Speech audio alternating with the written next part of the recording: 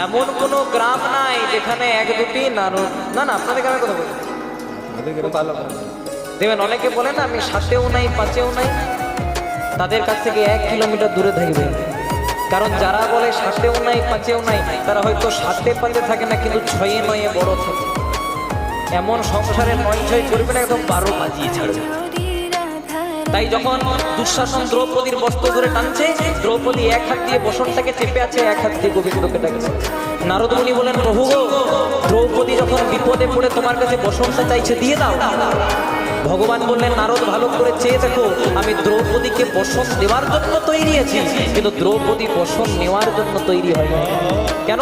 দুঃশাসন যখন দ্রৌপদীর বস্ত্র ধরে টানছে, দ্রৌপদী এক হাত দিয়ে লজ্জা নিবারণ করছে, আর এক হাত দিয়ে আমাকে ডাকছে।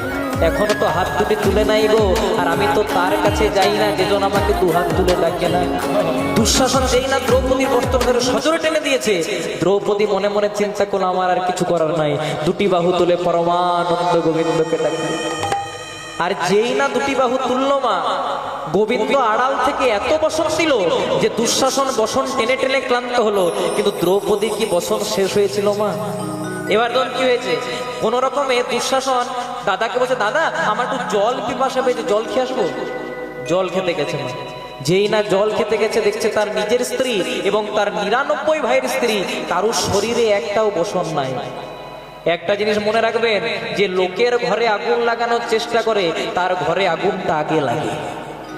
তাই যেই না দুঃশাসন বাড়িতে গেছে, দেখছে তার নিজের স্ত্রী এবং তার 99 ভাইয়ের স্ত্রী, কারুর শরীরে একটাও বসন নাই।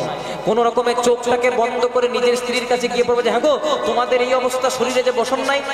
বলছে, এই অবস্থা কার জন্য? তোমার জন্য, তোমার দাদার জন্য। বলে, কেন? তোমার দাদা বলছে দুঃশাসন দ্রৌপদীর বস্ত্র ধরে টান, তখন তুমি মহানন্দে টানছো, আর দ্রৌপদী যেই না 2টি বাহু তুলছে, গোবিন্দ আমাদের বস্ত্রগুলো নিয়ে দ্রৌপদীর কাছে সাপ্লাই করছে। নিতাই গৌর প্রেমানন্দে হরি হরি।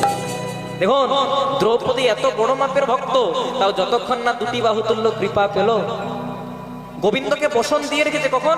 আপনারা সবাই জানেন, যেদিন ভগবান সুদর্শন চক্র দিয়ে শিশুপালকে বধ করলেন। শিশুপালকে বধ করার সময় তাড়াহুড়া করতে করতে সুদর্শন চক্রটা ছাড়তে ছাড়তে গোবিন্দের হাতে একটু আঘাত লেগে গেছিল, রক্ত বেরিয়ে গেছিল।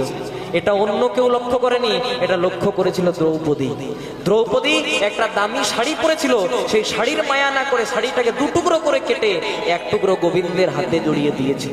সেদিন ভগবান দ্রৌপদীকে কথা দিয়েছিলেন, দ্রৌপদী, এই যে তুমি আমাকে অসময়ে বসন দিলে, আই প্রমিস ইউ, আমিও তোমাকে কথা দিলাম, যেদিন তোমার বসনের প্রয়োজন হবে, আমি পরমানন্দ গোবিন্দ তোমাকে একদিন বসন দেব।